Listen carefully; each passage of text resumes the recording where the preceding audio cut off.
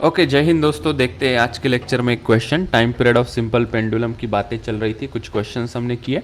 Lift की बात की है, अभी डब्बा गाड़ी की बात करेंगे। इस डब्बा गाड़ी के अंदर एक सिंपल पेंडुलम है। डब्बा गाड़ी आगे जा रही विथ एन एक्सेलरेशन ए। सो हमें पूछा है कि what is the time period of this simple pendulum when this डब्बा गाड़ी मूव्स अहेड। ऑसिलेट करेगा, एसएचएम करेगा, तब की बात कर रहे हैं। ठीक है, तो हमारे पास 4 स्टेप्स है जब टाइम पीरियड कैलकुलेट करना है कोई भी सिचुएशन का। 4 स्टेप्स है। पहली स्टेप क्या कहती है कि इसको अपने ओरिजिनल पोजीशन की, मतलब इसकी मीन पोजीशन फाइंड आउट करो। तो ये वर्टिकल इसकी मीन पोजीशन है। ठीक है, उसमें तो कोई दो राय नहीं भाई, मीन पोजीशन फाइंड आउट करने में कोई दिक्कत नहीं। ऐसे लटका दो तो ये यही पोजीशन में लटकेगा। ठीक है, इसको थोड़ा ओरिजिनल पोजीशन से डिस्प्लेस वाली पोजीशन तक लेके आओ। मतलब ये गाड़ी जब आगे चलेगी तो आगे डिस्प्लेस होगा या पीछे डिस्प्लेस होगा? जाहिर सी बात है भाई, ये थोड़ा पीछे ही डिस्प्लेस होगा। सीडो फोर्स पीछे लग रहा है उसके ऊपर। तो मैं सिर्फ पेंडुलम दिखा रहा हूँ बेटा यहाँ पे डिस्प्लेस पोजीशन पे। ये रहा पेंडुलम। ठीक है, ओके। लेट्स से जो एंगल फॉर्म कर रहा है वो है यहाँ पे थीटा। ठीक है, अभी हमने देखा इसके ऊपर नेट फोर्स क्या लग रहा है, एम जी नीचे लगेगा। ओके सर, और सीडो फोर्स लगेगा। कोई बता सकता है मुझे सीडो फोर्स कहाँ लगेगा? ऊपर लगेगा, आगे लगेगा या पीछे लगेगा? पीछे। पीछे। लगेगा सर। रीज़न भी बड़ा सिंपल है, गाड़ी आगे जाती है तो सीडो फोर्स उसके अगेंस्ट लगता है। ठीक है, कितना लगेगा वो एम है। अगर इस पेंडुलम का मास एम कंसिडर कर दे। ठीक है, हमें क्या करना है यहाँ पे? बड़ा सिंपल है, ये सिंपल पेंडुलम है। इसका टाइम पीरियड क्या होता है? 2 pi under root of L G. ठीक है, रेगुलर मतलब time period of simple pendulum is 2 pi under root of L G. क्या चेंज होता है सिचुएशन टू सिचुएशन? जी की वैल्यू चेंज होती है बस। तो यहाँ पे हम लिखेंगे जी इफेक्टिव। लिफ्ट के अंदर रख दोगे जी प्लस ए, लिफ्ट ऊपर नीचे जाएगी तो वो जी प्लस माइनस ए कर देते हैं। किसी स्टेशनरी सरफेस पे रखा है तो it is under root of L by G. तो क्या चेंज होगा सिंपल पेंडुलम के अंदर? तो वो जी की वैल्यू चेंज होगी। ठीक है, तो हम कहेंगे कि फिर जी इफेक्टिव निकालना ही सही रहेगा शॉर्टकट में। ठीक है, ज़्यादा स्टेप्स भी करने की ज़रूरत नहीं हमेशा जब कभी सिंपल पेंडुलम आए। तो यहाँ पे हमको जी इफेक्टिव चाहिए, इसका मतलब है इफेक्टिव एक्सेलरेशन चाहिए हमें यहाँ पे। ठीक है, तो यहाँ पे एक्स्ट्रा एक्सेलरेशन इसको मिल रहा है पीछे की तरफ। ठीक है, तो इसका नेट एक्सेलरेशन हम यहाँ पे फाइंड आउट करते हैं। So instead of M A, अगर सिर्फ ए और जी के टर्म में भी लिखे तो चलेगा, क्योंकि हमें एक्सेलरेशन फाइंड आउट करना है। सो ओनली एक्सेलरेशन भी हम यहाँ पे दिखाए तो भी चलेगा या नहीं चलेगा? तो एक एक्सेलरेशन ये हमारी गाड़ी आगे चलने से प्रोड्यूस हुआ, एक एक्सेलरेशन ग्रेविटी नीचे लगा रही। तो इनका रिजल्टेंट कितना आएगा? इनके बीच में एंगल 90 डिग्री है। इसका रिजल्टेंट हमेशा इसके बीच में आता है। वेक्टर्स वाले लोग हैं हम। ठीक है, तो ये हमारा जी इफेक्टिव होगा। तो जी इफेक्टिव कैसे कैलकुलेट करें? थोड़ा मुझे हिंट दे कोई, कैसे कैलकुलेट करेंगे? दो वेक्टर्स परपेंडिकुलर होते तो कुछ फॉर्मूला बताओ।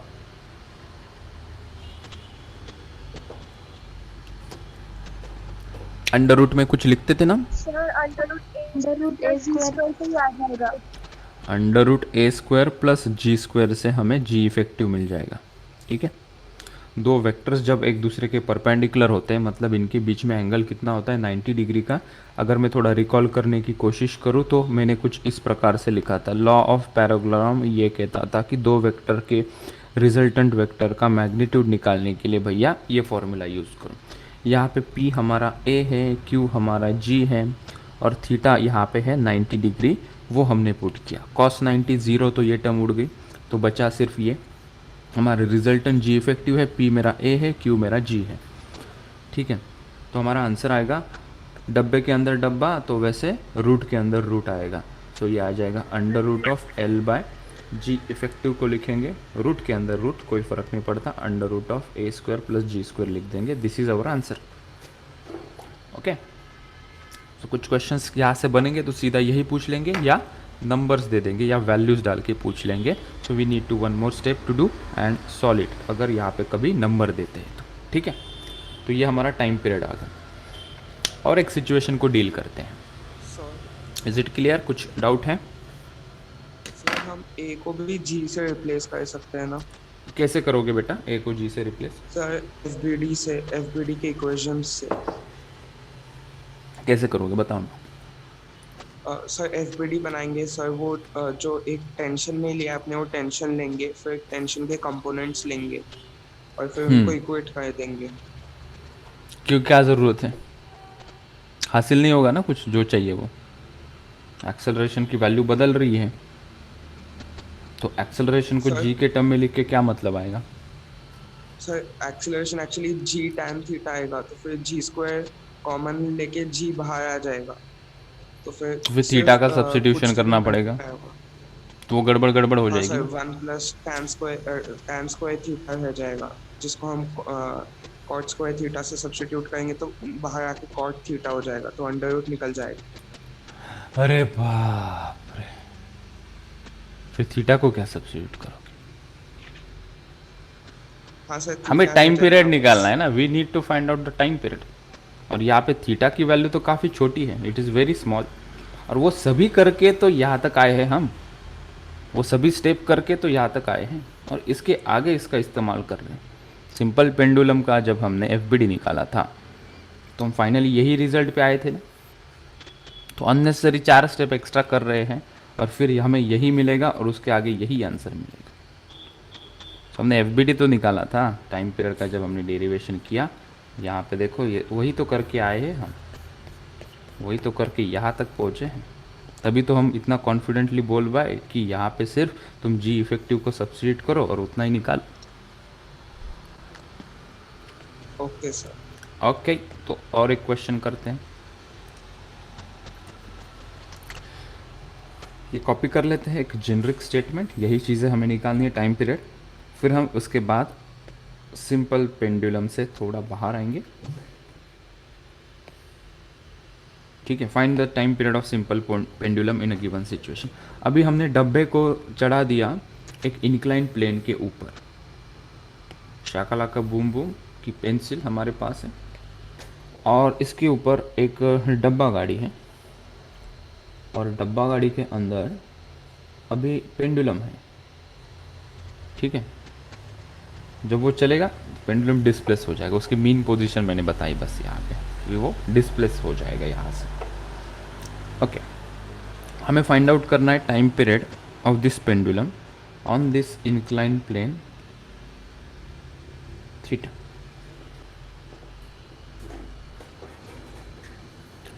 थीटा इंक्लाइन प्लेन पे इसको रख दिया, 4 ऑप्शंस दे देते हैं।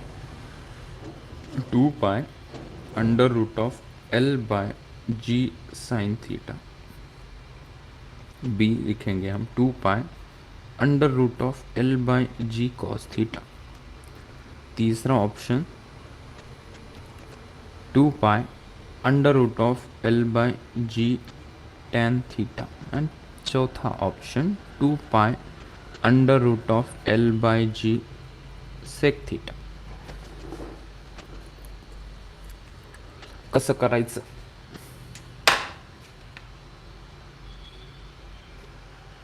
कैसे करेंगे?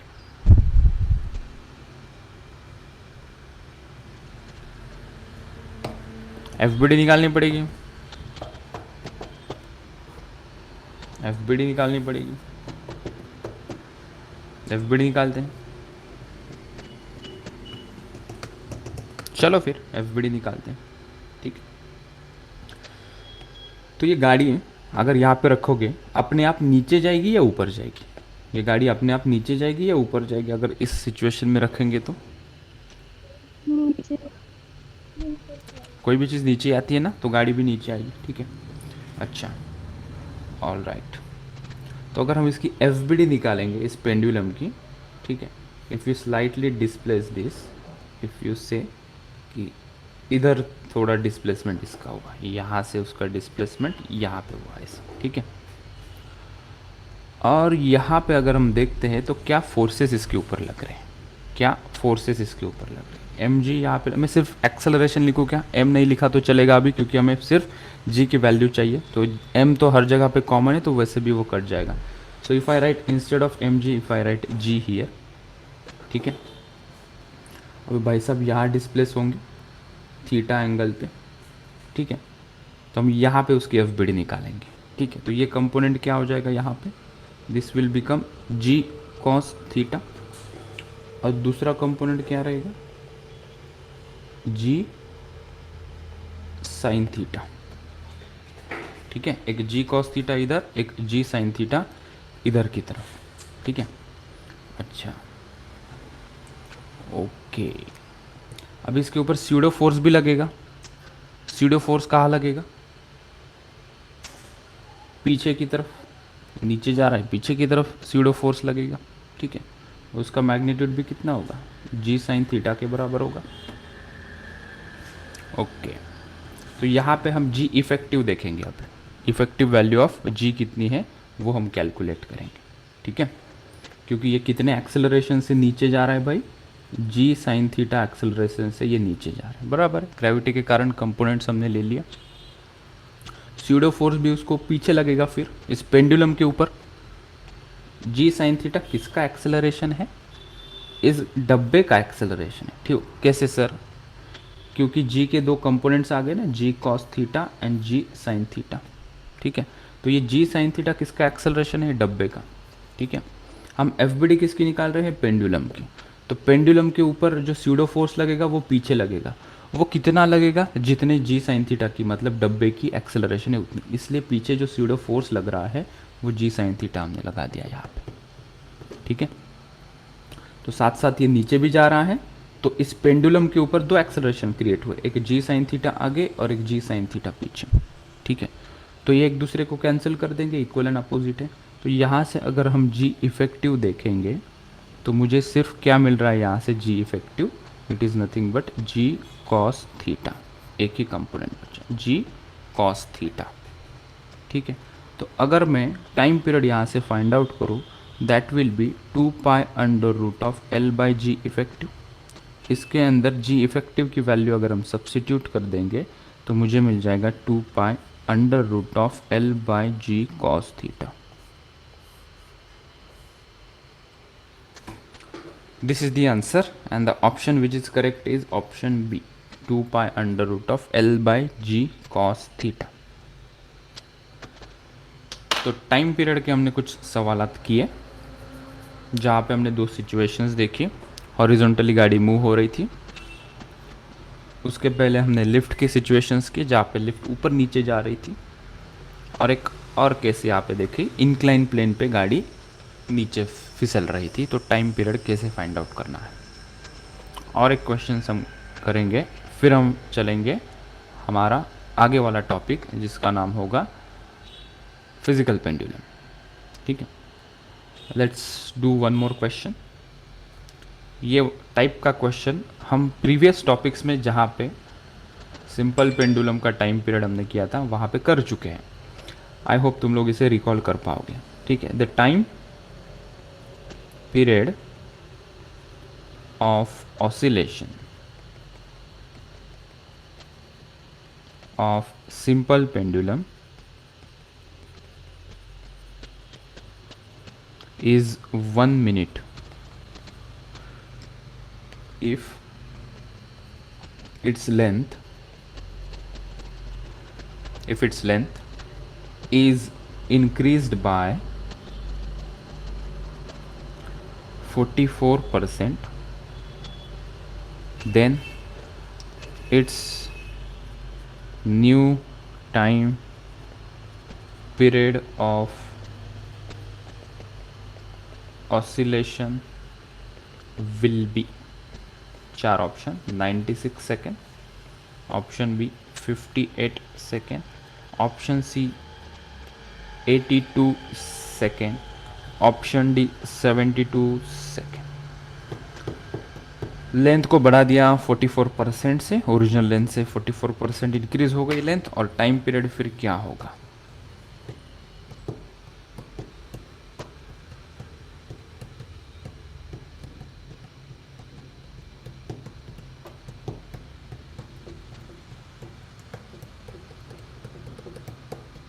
यहां से एक ऑप्शन एलिमिनेट कर सकते हो क्या, इन चारों में से बिना कैलकुलेट करे एक ऑप्शन एलिमिनेट हो सकता है क्या। टाइम पीरियड का फॉर्मूला क्या है? 58 सेकेंड वाला एलिमिनेट होगा। गुड, क्योंकि 1 मिनट टाइम पीरियड है मतलब 60 सेकेंड टाइम पीरियड है, और लेंथ बढ़ाओगे तो टाइम पीरियड भी बढ़ेगा। लेंथ के प्रोपोर्शनल तो होता है ना टाइम पीरियड, अंडर रूट में एल है, तो वो 60 सेकेंड से ज़्यादा ही होगा, क्योंकि हम 44% से लेंथ बढ़ा रहे हैं। इवन 1% से भी बढ़ाते तो 60 सेकेंड से ज़्यादा ही आता आंसर। ये हमने थर्मल एक्सपांशन में इस प्रकार के क्वेश्चंस किए हैं बेटा। 72 सेकेंड आ गया है। वेरी गुड, रिकॉल हुआ है दिमाग की बत्ती। Option D. ओके, नारी शक्ति जिंदाबाद। और हमारे शक्तिमान क्या कर रहे हैं? शक्तिमान गंगाधर होके बैठे हैं, सो रहे हैं सर लाइव क्लास में।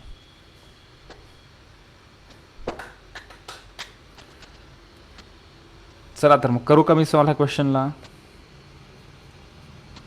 तुम्ही करत नाही तर मी करतो, जाऊ द्या बाबा, आता तुम्ही काही करत नाही है सॉल्व, मुझे ही करना पड़ेगा। कर रहे हो या करूँ मैं सॉल्व? 2 लोगों का आंसर आया है सिर्फ। नहीं सर, कर रहे हैं। करो फिर, जल्दी जल्दी करो। मैं बस एक स्टेप आगे बढ़ता हूँ। फॉर्मूला है 2 pi under root of L by G. Sir ये 44% को कैसे सॉल्व करना है? इसको L1 ले लेके L2 44% बढ़ा दी है हमने, मतलब L1 का 44% बढ़ा दिया है, मतलब L1 प्लस 44% ऑफ L1 लिखते हैं ना। This is the original length, original length के 44% बढ़ा दिया इज द न्यू लेंथ। तो इसको लिखोगे L1 प्लस 44/100 L1, तो कितना आएगा? कितना आएगा ये? 1.44 L। 36L/25। ठीक है, अभी ये सब्स्टिट्यूट करेंगे हम। तो ये टाइम पीरियड T1 मान लेते हैं, ये 2 पाई अंडर रूट L1/G। नया टाइम पीरियड है मेरा T2, उसको मैं लिखूंगा 2 pi under root of L2/G, और L2 को हम सब्स्टिट्यूट करेंगे 1.44 L1। ठीक है, तो यहाँ पे मैंने लिखा 2 pi under root of 1.44 L1/G। ठीक है, अगर यहाँ पे गौर से हम देख सकते हैं तो ये 2 पाई L1 रूट L1/G को हम T1 लिख दें तो ये दिखेगा कैसे? So T2 is equals to root 1.44 into T1, और रूट 1.44 कितना हो जाएगा? It will become 1.2 into T1। ठीक है, अगर यही सब्स्टिट्यूशन तुम करते हो 1.44 को, सर आपने 1.2 कैसे लिया है? तो you can see it here. अगर हम इसको लिखें 144 डिवाइडेड बाय 100, तो 144 आके कितना हो जाएगा? 12, और ये 10 हो जाएगा। So this is 1.2। ठीक है, सो T1 कितना है? How much is T1? 1 minute दिया है, सो उसको सेकेंड में लिखेंगे ना, क्योंकि ऑप्शन सेकेंड में पूछे, तो इंटू 60 किया। सो T2 कितना आएगा? ये 60 ये 0 होगा, 72 सेकेंड। सो T2 आ गया 72 सेकेंड। सो टाइम पीरियड जब लेंथ बढ़ जाएगी 44%, तो टाइम पीरियड हो जाएगा 60 सेकेंड से सीधा option D 72 second. It will become 72 second. ठीक है, एक मज़ेदार क्वेश्चन है अभी। ठीक है, डिफरेंट टाइप के जितने भी क्वेश्चन आएंगे सब पॉसिबल हम करने की कोशिश करेंगे, और उसके इर्द गिर्द फिर क्वेश्चन और बढ़ेंगे। तुम DPP में और तुम्हारे पास जो रेफरेंस बुक है उससे लगाओगे। ठीक है, पेजेस हो गए ख़त्म, पेजेस खरीदने पड़ेंगे, तो मार्केट में गए हम पेजेस खरीदने। भैया हमें 4 पेजेस दीजिए, शुक्रिया। एक क्वेश्चन है, मज़ेदार क्वेश्चन, मतलब थेरोटिकल क्वेश्चन मज़ेदार होते हैं, इरिटेट करते हैं ना। A hollow metal sphere is filled with water through a small hole in it. अच्छा, मैं पूछना ही भूल गया, ये क्लियर है ये question? You understood this question? Yes sir. Okay, hollow hole in it, okay, full stop देके पूर्ण विराम, it is hung by a long thread, thread का स्पेलिंग हाँ सही है, and is made to oscillate, is made to oscillate, पूर्ण विराम देके water flows out of the hole at the bottom, पूर्ण विराम, 3 पूर्ण विराम हो गए अभी तक। Select the correct variation, correct variation of its time period.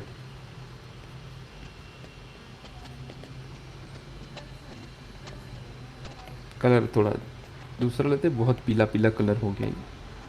Option के लिए वाइट कलर, पहला ऑप्शन आपके स्क्रीन के ऊपर ये रहा, the period will go on increasing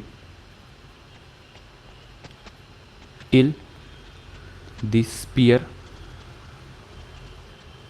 is empty. अभी ये विल गो ऑन तक रिपीट करेगा, go on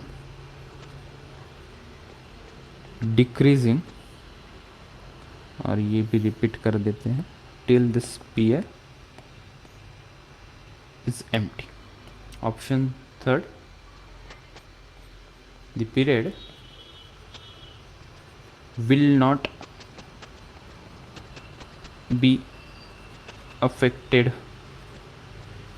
at all, and the fourth, the period will go on increasing ही है, तो मैंने इसको कॉपी करके जैसा कि देख सकते हैं मैंने पेस्ट भी कर दिया, कॉमा देके the period will go on increasing, comma देके then decreases to initial value till the sphere is empty। ठीक है, तो लिखते लिखते वो क्वेश्चन तो इधर उधर हो गया। क्वेश्चन क्या है समझो, अब hollow metal sphere is filled with water through a small hole in it. ठीक है, एक ऐसा कोई स्पीयर है, उसके अंदर पानी भरा हुआ है, उसको छेद कर दिया, ठीक है, और एक किसी लॉन्ग थ्रेड से वो टंगा हुआ है और उसको हम ऑसिलेट कर रहे हैं। ठीक है, अब पानी निकलते जा रहा है उसके अंदर से, तो ये चारों में से कौन सा ऑप्शन सही होगा? टाइम पीरियड के बारे में पूछा है, पानी निकल रहा है, फुल भरा हुआ है, ये फुल भरा हुआ है और पानी निकल रहा है, ये ऑसिलेट कर रहा है, जैसे जैसे पानी निकलते जाएगा तो उसका टाइम पीरियड का क्या होगा? चारों ऑप्शन में से एक सही चुनना है। ये होमवर्क के लिए है, चाहे तो एक छोटा सा घर पे ही एक्सपेरिमेंट करके देखना और एक कॉन्सेप्ट बिल्टअप हो जाएगी। एग्जैक्टली रीज़न चाहिए क्यों ऐसा हो रहा है, एक तो हमें एक्यूरेट आंसर चुनना है और रीज़न क्या है उसे देखना है। ठीक है, हिंट दे के जा रहा हूँ, टाइम पीरियड होता है t is equals to 2π√L/g। ठीक है, और ये जो लेंथ लेते हैं हम, ये इफ़ेक्टिव लेंथ लेते हैं, इफ़ेक्टिव लेंथ लेते हैं। ठीक है, तो कोई भी हमारे पास जो रेफरेंस बुक होगी कहीं से भी ढूंढ के लाओ, समझ लो क्वेश्चन को, and let me explain in tomorrow's class. ठीक है, this will take it as a homework, और हम थोड़ा अभी आगे चलेंगे। हमें पढ़ना है physical pendulum, will try to understand the physical pendulum. ठीक है, मतलब हम क्या पढ़ने जा रहे हैं वो हमने यहाँ पे पहले ही मेंशन कर दिया है, ये वाला टाइप हम पढ़ने जा रहे हैं। ठीक है, हमने सिंपल पेंडुलम की बात की, अभी हम फिजिकल पेंडुलम की बात करेंगे, उसके बाद फिर स्प्रिंग मास सिस्टम के टाइम पीरियड की बात करेंगे। क्लियर है? हमें अभी सिर्फ टाइम पीरियड निकालना है। हमने सिंपल पेंडुलम के डिफरेंट केसेस किए, अभी हम ये रिजिड बॉडी वाला पेंडुलम जिसको हम फिजिकल पेंडुलम नाम देंगे उसकी बात करेंगे, उसका टाइम पीरियड फाइंड आउट करेंगे जब वो SHM परफॉर्म करेगा, ठीक है। And the last bit will be the spring mass system का टाइम पीरियड फाइंड आउट करना, ठीक है। ऑलराइट, सर हाँ बेटा, सर एनर्जी मेथड बाकी है ना? हाँ करेंगे ना, वो स्प्रिंग मास के लिए यूज़ होता है बेसिकली। ओके सो रिफ्रेश करेंगे कलर से इसको। Physical pendulum, time period of physical pendulum, time period of physical pendulum, ठीक है। चैन से सोना है तो जाग जाओ, नहीं तो एग्ज़ाम के वक्त जैसे जैसे एग्ज़ाम नज़दीक आएगी नींद उड़ती जाएगी, मेरा प्रिपरेशन नहीं हुआ, मेरा प्रिपरेशन नहीं हुआ, मैंने कुछ पढ़ा नहीं, मेरे को कुछ समझ में नहीं आ रहा है। तो थोड़ा फ्यूचर में जाके देखो वो सिचुएशन ना आए, तो अभी से ही थोड़ा कॉन्सेंट्रेट करेंगे। हाँ सर, आप पढ़ाओ sir. Time period of physical pendulum मतलब यहाँ पे हम अभी कुछ एग्जांपल सेट कर लेते हैं। गिव मी 1 मिनट, जस्ट मुझे 1 मिनट का समय दो, मैं कुछ, ठीक है। तो देखो time period of physical pendulum की बात कर रहे थे, गूगल से कुछ अच्छी इमेज नहीं मिली मुझे 3D, लेकिन हम यहाँ पे देख सकते हैं कि ये कोई पेंडुलम है, ठीक है। इसको फिजिकल पेंडुलम कहेंगे, इस रिजिड बॉडी को हम कहेंगे, जब ये रिजिड बॉडी SHM परफॉर्म करेगी, so this will be treated as a physical pendulum. इसको हम एक जगह से टंगा देंगे, ठीक है। Will it is called as a pivot point, ठीक है। पिवोट पॉइंट कैसे होगा? परपेंडिकुलर होगा, किससे? जहाँ पे ये ऑसिलेट कर रहा है। If it is oscillating in XY plane, इस प्लेन में अगर ये ऑसिलेट कर रहा है, इतना सर्कुलर मोशन तो नहीं करेगा, और उसके परपेंडिकुलर होगा उसका पिवोट पॉइंट या एक्सिस ऑफ रोटेशन, ठीक है। हम रोटेशनल मोशन से आने वाले लोग हैं, हमें एक्सिस ऑफ रोटेशन पता है। मुझे एक चीज़ बताओ, थोड़ा कंफर्म कर लूँ क्या मैं सही रास्ते पे हूँ। Axis of rotation plane of rotation से कैसे होता है? एक्सिस ऑफ रोटेशन और प्लेन ऑफ रोटेशन क्या पैरेलल होते हैं या परपेंडिकुलर होते हैं? परपेंडिकुलर। मतलब ये इसका एक्सिस ऑफ रोटेशन है which is perpendicular to the plane of rotation, ठीक है सर। आगे चलते हैं, हम अभी देखते हैं what is mean by physical pendulum. तो यहाँ पे मैंने लिखा फिजिकल पेंडुलम, कुछ इतना बड़ा सेंटेंस नहीं लिखना है हमें, so don't worry. Physical pendulum का मतलब है कि एक रिजिड बॉडी होगी, rigid body will oscillate about a fixed pivoted position या पॉइंट भी कह सकते हैं इसको, ठीक है। ये हमने जनरलाइज्ड डेफिनेशन बना ली फिजिकल पेंडुलम की। रिजिड बॉडी होनी चाहिए, ठीक है, मतलब कंटिन्यूस बॉडी। सिंपल पेंडुलम में क्या था? एक स्ट्रिंग थी, मासलेस स्ट्रिंग हमने कंसिडर की थी, और नीचे एक छोटा सा मास था, ठीक है। तो यहाँ पे it was like a point mass. Simple pendulum की बात करेंगे, सो यहाँ पे हम लिखते हैं कंपेयर टू सिंपल पेंडुलम, क्योंकि स्टार्टिंग में बहुत सारी चीज़ें कंपेयर कर लेंगे ना, तो आगे हमें कन्फ्यूजन नहीं होगा, ठीक है। कंपेयर टू सिंपल पेंडुलम, ठीक है। सिंपल पेंडुलम कैसे दिखता था? अच्छा दिखता था, बढ़िया सा, नन्ना मुन्ना सा, नन्नी मुन्नी सी स्ट्रिंग, और उसके नीचे एक छोटा सा बॉब था, ठीक है। इसको हमने as a point mass consider किया था, ठीक है। और ये स्ट्रिंग कैसी थी? मासलेस स्ट्रिंग थी, ठीक है। तो यहाँ पे कोई दिक्कत नहीं थी, एक सिंपल पॉइंट था, तो आसानी से हमने कहा कि इसकी FBD भी आसानी से निकल आ जाएगी।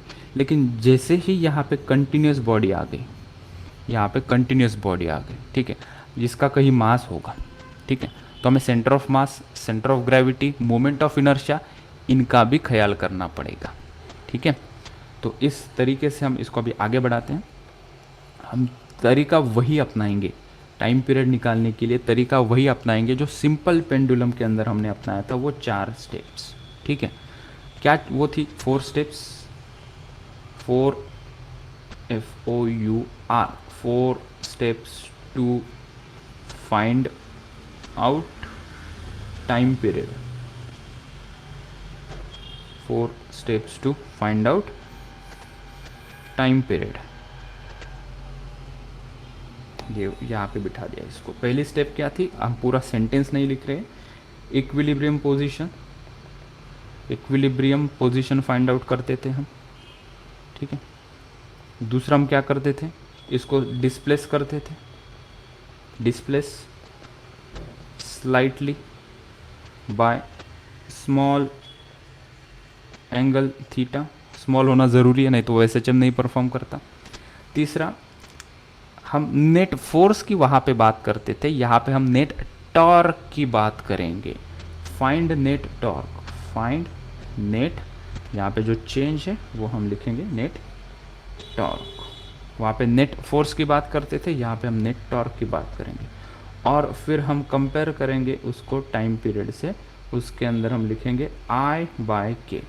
के इज़ एसएचएम कांस्टेंट, इसकी वैल्यू हम फाइंड आउट करेंगे। जैसे वहाँ पे 2 pi under root L by G आता था, यहाँ पे आएगा 2 pi under root I by K, I being moment of inertia. This is moment of inertia of given body, ठीक है। बस इस के की वैल्यू हमें फाइंड आउट करनी होगी, और वो कैसे फाइंड आउट करेंगे देखेंगे हम आगे, ठीक है। ऑलराइट, तो ये स्टेप्स हम फॉलो करेंगे। This is a general overview की सिंपल फिजिकल पेंडुलम के अंदर हम क्या करेंगे। हमेशा रॉड का शेप हो ज़रूरी नहीं है, कोई भी रैंडम शेप होगा, लेकिन वो कंटिन्यूस बॉडी होना चाहिए, रिजिड बॉडी होना चाहिए, ठीक है। एक सिचुएशन को हम डील करते हैं और उसका एक जनरलाइज्ड एक्सप्रेशन हम फाइंड आउट करते हैं अभी, ठीक है। तो हम यहाँ पे एक एक्सप्रेशन फाइंड आउट करेंगे, हेडिंग दे रहा हूँ मैं expression, will find out some expression.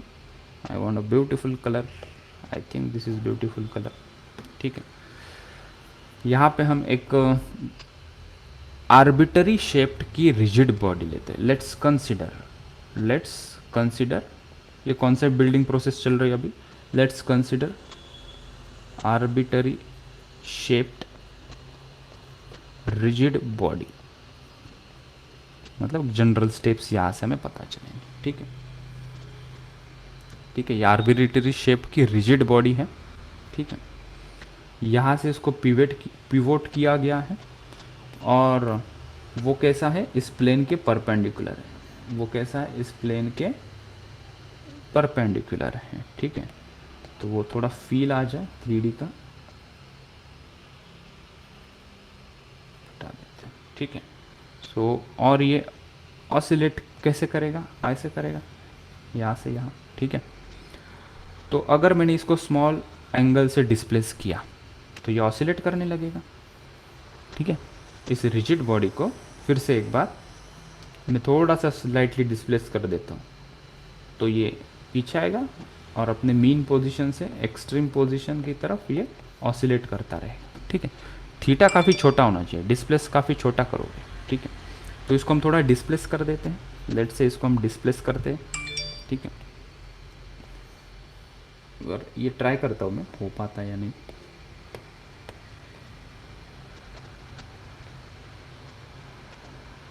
ये थोड़ा डिस्प्लेस कर दिया मैं, ठीक है। तो इसको लेट से मैंने ओरिजिनल पोजीशन से थोड़ा डिस्प्लेस कर दिया। अभी ये कहाँ पे है, यहाँ पे। ये एंगल कितना फॉर्म किया उसने, मान लेते हैं थीटा।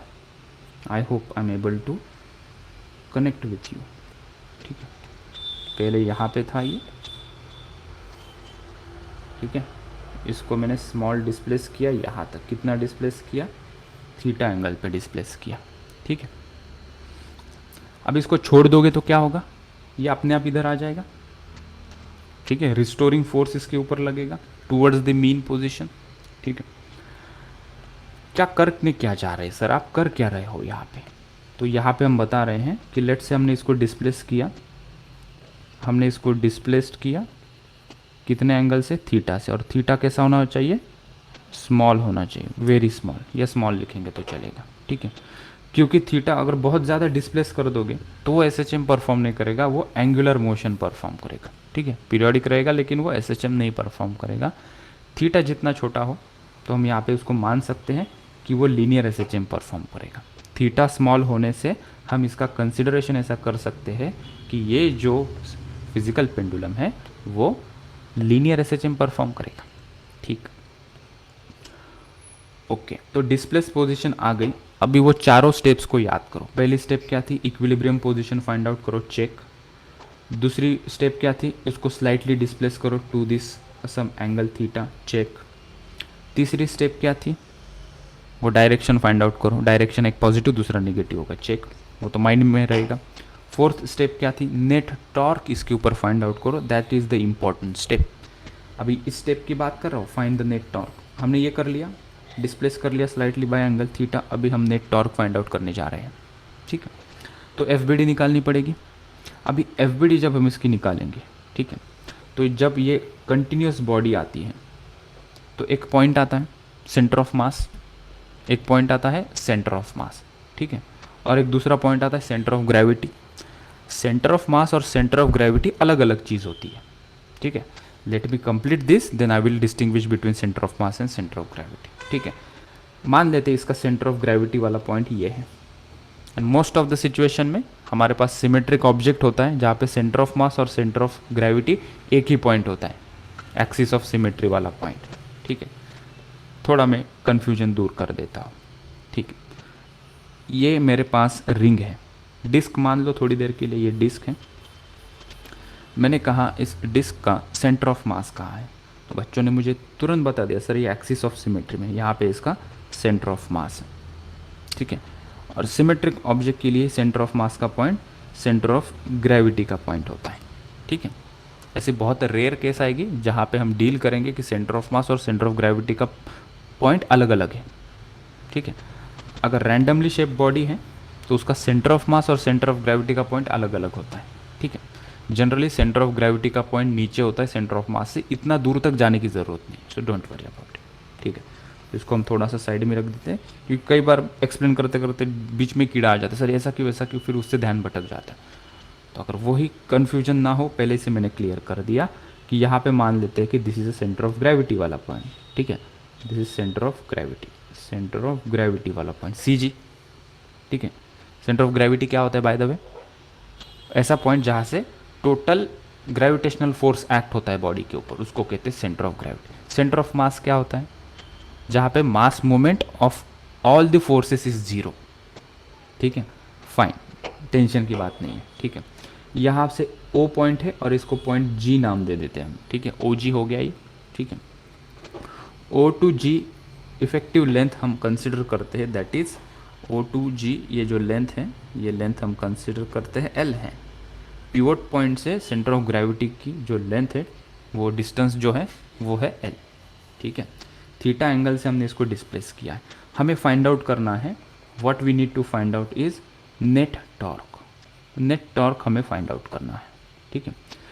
टॉर्क का फॉर्मूला क्या होता है, what is the formula for torque, कोई बता सकता है मुझे। Torque is equals to force into moment of inertia into force into distance. Moment of inertia के टर्म में भी लिख सकते हैं ना, हम फोर्स इनटू डिस्प्लेसमेंट के टर्म में जानना चाहते हैं, तो वो क्या होता है, force into displacement, perpendicular distance, ठीक है। हाँ, परपेंडिकुलर डिस्टेंस कहना सही होगा, thank you so much. So right, force into perpendicular distance, perpendicular distance, ठीक है, फ्रॉम एक्सिस ऑफ रोटेशन, ये पता है हमें, ठीक है। तो यहाँ पे कितने फोर्सेस लग रहे हैं वो हम फाइंड आउट करेंगे, ठीक है। तो एम जी एक नीचे लगेगा, कहाँ से लगेगा, सेंटर ऑफ ग्रेविटी से। सेंटर ऑफ ग्रेविटी ऐसा पॉइंट होता है जहाँ पे ग्रेविटेशनल फोर्स लगता है, नीचे लगेगा ये पॉइंट से, ठीक है। इसलिए तो हमने फाइंड आउट किया, दिक्कत क्या आ रही थी, इतनी बड़ी बॉडी है तो एम जी मैं यहाँ से लूँ, यहाँ से लूँ, यहाँ से लूँ, कहाँ से लूँ, तो एक पॉइंट होता है जिसको कहते हैं सेंटर ऑफ ग्रेविटी, वहाँ से ग्रेविटेशनल फोर्स एक्ट होता है, बड़ा सिंपल, ठीक है। ओके, हमें टॉर्क फाइंड आउट करना है, ठीक है। जब इसको हमने डिस्प्लेस किया थीटा पोजीशन से यहाँ तक, तो ये वापस ओरिजिनल पोजीशन में जाएगा। क्यों जाएगा, क्योंकि टॉर्क एक्ट होगा, वो टॉर्क ही उसे यहाँ लेके जाएगा। वो टॉर्क कौन लगा रहा है, ये एम जी भाई साहब लगा रहे हैं, ठीक है। तो M G is a force which is producing the torque, ठीक है। तो torque is nothing but force into perpendicular distance from axis of rotation या पिवोट पॉइंट। अभी ये पिवोट पॉइंट है, अभी पिवोट पॉइंट से हमारा जो फोर्स लग रहा है वहाँ से मुझे परपेंडिकुलर डिस्टेंस ये फाइंड आउट करना है, ठीक है। ये पिवोट पॉइंट है, वहाँ से एक लाइन खींच देता हूँ, ये हमारा फोर्स है, तो इस फोर्स से पिवट पॉइंट का परपेंडिकुलर डिस्टेंस ये हमें फाइंड आउट करना है, वो हमारा टॉर्क हो जाएगा।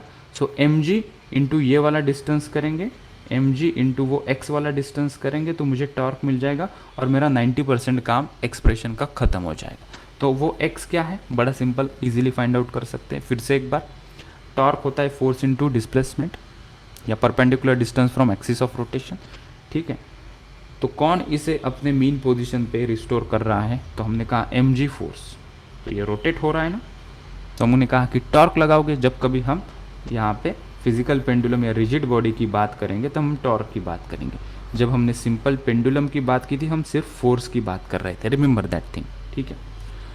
तो ये परपेंडिकुलर डिस्टेंस हमें फाइंड आउट करना है। सो मैं यहाँ पे अगर कुछ डॉटेड लाइन निकाल के थोड़ा यहाँ पे ये कर देता हूँ नीचे, और ये यहाँ पे इतना, ठीक है। मुझे ये डिस्टेंस चाहिए, तो थोड़ा ट्रायंगल देखो, ट्रायंगल देखने में थोड़ा सक्षम हो के ये वाला ट्रायंगल दिखाई पड़ रहा है। अगर मैं उसको बाहर निकालूँ, वो वाला ट्रायंगल मैं अगर यहाँ पे बाहर निकालता हूँ, ये वाला ट्रायंगल, ठीक है, यहाँ से ये वाला ट्रायंगल मैं यहाँ निकाल रहा हूँ, ठीक है। अच्छा, स्टेप सिंपल है, मैं काफ़ी स्लो जा रहा हूँ ताकि कोई छूट ना जाए, हमारे गाड़ी से कोई उतर ना जाए। ये थीटा, ये मुझे बताओ ये कितना है distance, how much is this length, कितनी कंसिडर की है हमने ये एल। एल। तो इसको हमने लिखा एल, ठीक है। ये थीटा है और ये हमें एक्स ये फाइंड आउट करना है, ये लेंथ हमें फाइंड आउट करनी है। तो अगर हम देखते हैं अपोजिट, और यहाँ पे क्या है, ये हाइपोटेनियस, ये परपेंडिकुलर है ना, ये 90 डिग्री है, this is being the hypotenuse, और ये है हमारी अपोजिट साइड। तो यहाँ से मुझे बताओ साइन थीटा हम करेंगे, बहुत बार किया हमने ये, ऐसा नहीं कि पहली बार कर रहे, लिखेंगे एक्स अपॉन एल। तो एक्स क्या आ जाएगा, एल साइन थीटा। तो एक्स को हम क्या लिखेंगे, एल साइन थीटा। सो मुझे ये मिल गया, perpendicular distance is nothing but L sin theta. So this is step 1, this is step 2, then we jump to step 3 and this will make it 4. So हमने net torque find out किया, force कितना है, that is mg into perpendicular distance कितना मिला मुझे, L sin theta.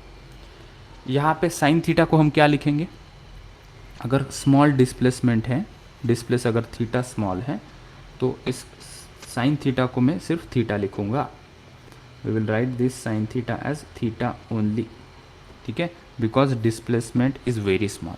बड़ा displacement हो गया तो एसएचएम परफॉर्म नहीं करेगा। इसको लिख दिया हमने एम जी एल, फिर M G L, so this torque is nothing but M G L into theta, M G L into theta, ठीक है। ओके, इसको हमने बॉक्स किया, ठीक है। यहाँ तक आ गए हम, हमारा 99% काम हो गया है, अभी बस फॉर्मेलिटी कंप्लीट करना बाकी है, मतलब हमें टाइम पीरियड का एक्सप्रेशन मिलना जस्ट एक स्टेप दूर है हम, ठीक है। सो टॉर्क, ये कौन सा टॉर्क है, रिस्टोरिंग टॉर्क है। जैसे हम लिखते थे, ये जो टॉर्क है this is producing restoring torque.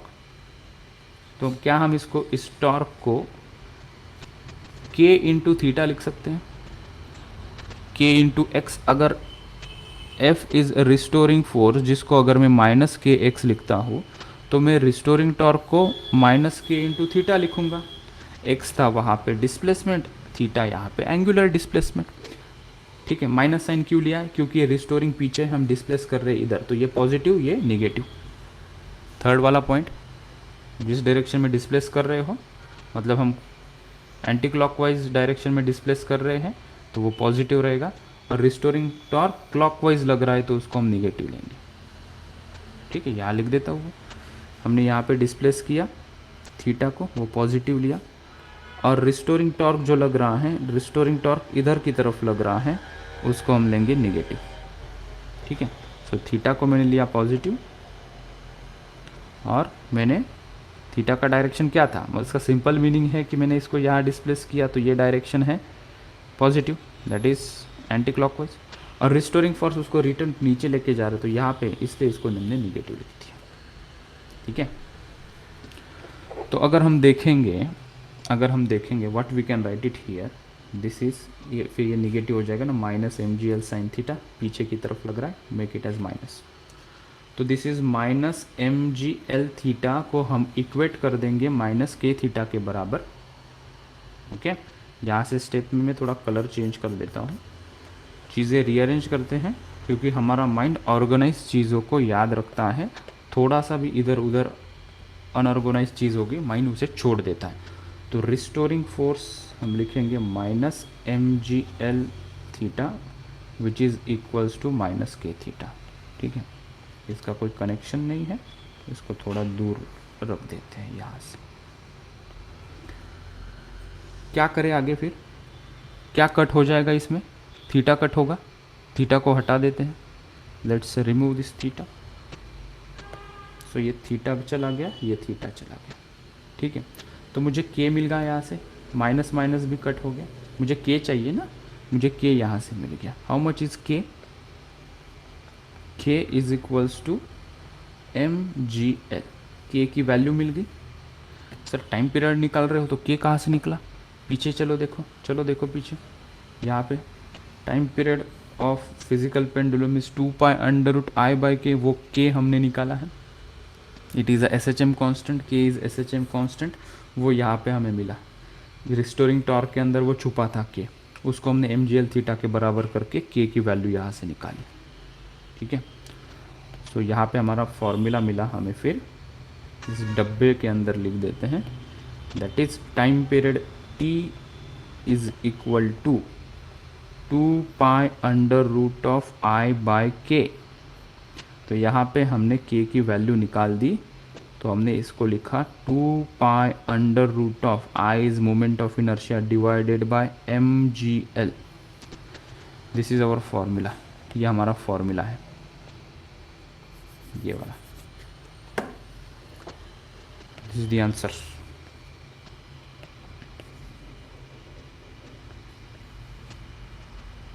चलो ऊपर, यहाँ, so t is equals to 2 pi under root I upon mgl, and remember one thing, this is L is nothing but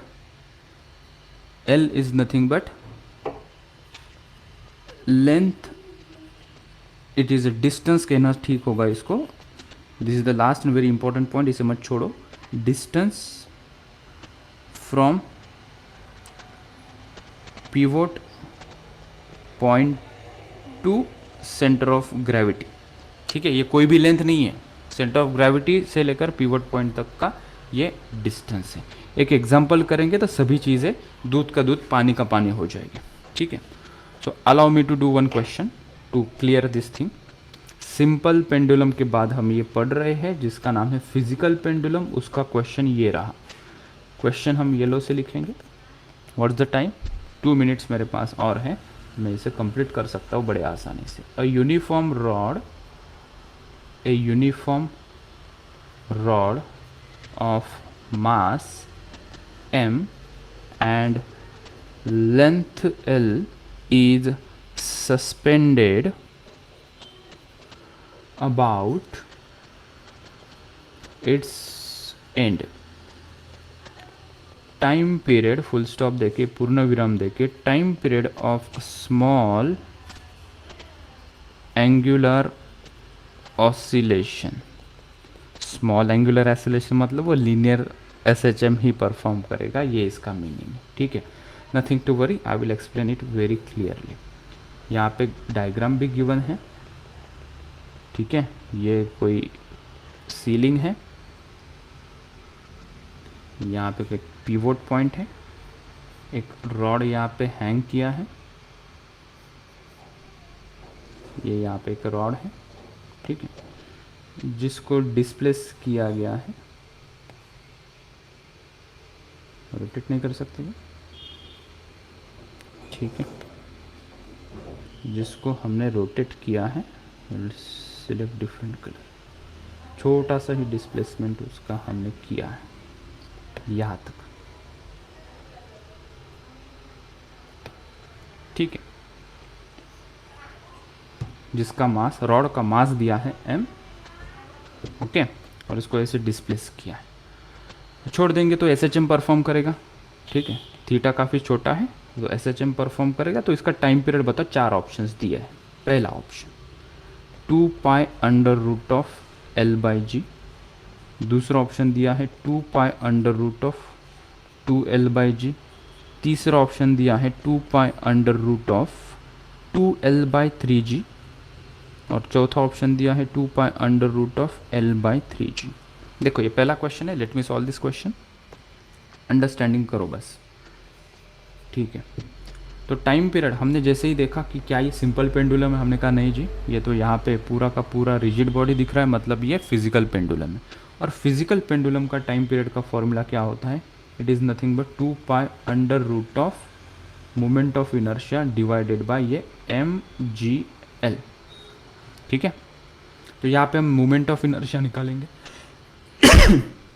बस आई की वैल्यू और ये लेंथ की वैल्यू हमें सब्स्टिट्यूट करनी है, लगभग आंसर निकल ही जाएगा। फिर यहाँ पे मुझे बताओ ये रॉड का मोमेंट ऑफ इनर्शिया कितना आएगा, इसकी लेंथ l गिवन है, ठीक है, the length of rod is given as l।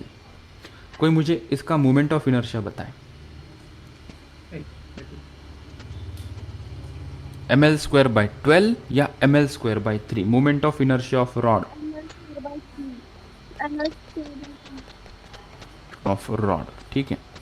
क्या हम इसे ml²/12 लें या इसे हम ml²/3 लेंगे? तो क्या हम इसे लेंगे कि जहाँ से हमने इसको पिवोट किया है वो उसका एक्सिस ऑफ रोटेशन, ml²/12 क्या होता है, अगर वो सेंटर से उसके यहाँ से सेंटर ऑफ मास से अगर ये रोटेट होता तो ml²/12 लेते। इसका पॉइंट ऑफ रोटेशन कहाँ है, एंड पे है। Moment of inertia of rod about it's and हमने देखा था क्या होता है वो ml²/3। So moment of inertia को ml²/3 लिखेंगे, पहली बात। दूसरी बात, इस लेंथ को क्या लोगे भाई साहब, इस लेंथ को क्या लोगे, क्या हम इस लेंथ को l लेंगे, लेंथ को l लेंगे या l/2 लेंगे? लेंथ को हम l लेंगे या l/2 लेंगे? तो इसको हम लेंगे l/2। क्यों? क्योंकि हम पीछे गए, क्योंकि हमें पॉइंट ऑफ पिवोट पॉइंट से उसका सेंटर ऑफ ग्रेविटी तक का डिस्टेंस चाहिए। ये सिमेट्रिक ऑब्जेक्ट है तो ये पॉइंट और उसका सेंटर ऑफ ग्रेविटी मतलब सेंटर ऑफ मास वाला पॉइंट एग्जैक्टली उसके मिड पॉइंट पे होगा, तो हम इसको l/2 लेंगे, ठीक है। तो यहाँ पे लेंथ जो लेते हैं हम सेंटर ऑफ मास के अबाउट लेते हैं उसके। So t is equal to centre of mass के अबाउट नहीं, सेंटर ऑफ मास से पिवट पॉइंट तक का डिस्टेंस हम वो l लेते हैं। सो 2 पाई अंडर रूट ऑफ आई की वैल्यू मैंने यहाँ पे सब्स्टिट्यूट कर दी। सो मैं यहाँ पे ना थोड़ा कलर डिफरेंट यूज़ करता हूँ ताकि जब हम इसे रीड करेंगे हमें क्लियरली पता चले क्या चीज़ क्या पुट की है, ठीक है। और फिर हमने mg को ऐसे ही रखा और l को हमने यहाँ पे पुट किया है l/2। ना इसको अब हम सब्स्टिट्यूशन तो हो गया है, सॉल्व करते तो m और m कट हो जाएगा, एक l और एक l चला जाएगा, 3 नीचे आएगा, 2 ऊपर चला जाएगा। तो हमारा टाइम पीरियड दोस्तों आ गया है t is equals to if you see this first point, you see second point, third, and then you see the fourth point here. So t is equals to हमें मिला 2 पाई अंडर रूट ऑफ 2, ऊपर l एक बाकी रहेगा और नीचे आ जाएगा 3, ठीक है। तो 2l/3 वाला कोई ऑप्शन है क्या यहाँ पे? जी सर, आप जी खा गए, जी लिख दिया, option B C is correct, ठीक है। सो इस प्रकार से हमने क्वेश्चन किया है। मेरे पास कुछ टाइम नहीं है, एक्स्ट्रा टाइम हो गया है, एक क्वेश्चन मैंने होमवर्क में दे दिया है, बाकी की बातें कुछ और क्वेश्चंस इसके ऊपर हम सॉल्व करेंगे, फिजिकल पेंडुलम के ऊपर और 1-2 क्वेश्चन, और उसके बाद फिर हम स्प्रिंग मास सिस्टम का टाइम पीरियड निकालेंगे using force method and also using energy method, ठीक है बच्चों। थैंक यू सो मच, आज के लेक्चर में इतना ही।